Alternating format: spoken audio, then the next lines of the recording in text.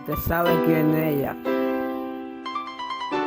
Night, yo, vengo por vestirme de flow y no vestirme de traje, por llevar todo mi cuerpo rollado con los tatuajes. Tal vez no sea decente, no le gustó mi lenguaje. Dicen que soy un garte por la forma de mi coraje. No quieren un yerno que sea pandillero, pero si no lo soy, yo solo soy un rapero.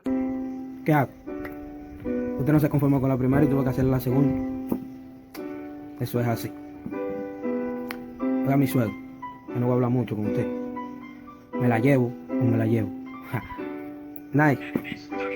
Se dejan llevar por la vestimenta, cuando el sentimiento aquí es lo que cuenta. Sea como a su hija, yo verla contenta y me preocupe por la felicidad que ella siente.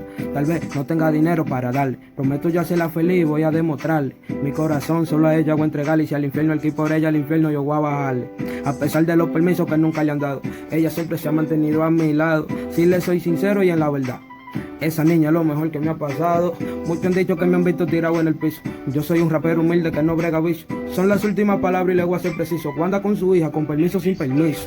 Yo no soy un cartel, soy un rapero, un cantante callejero, pobre y sin dinero, pues roba su corazón. Me dicen ratero, no me importa lo que piensen, ya su hija yo la quiero. Yo no soy un cartel, soy un rapero, un cantante callejero, pobre y sin dinero, roba su corazón. Me dicen ratero, no me importa lo que piensen, ya su hija yo la quiero.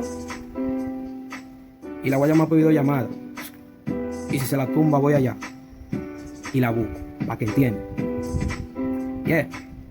Que es lo que dice Styling, yeah. Dímelo Jaime, los reality, la familia.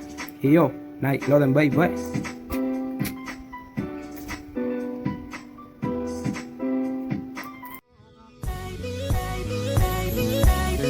Tú mi negra, yo tu negro, tú mi loca, yo tu loco. A ti te encanta cuando te provoco. Cuando yo te toco me siento cogiéndolo el mundo. Y si se me descuida, cojo el universo para nosotros.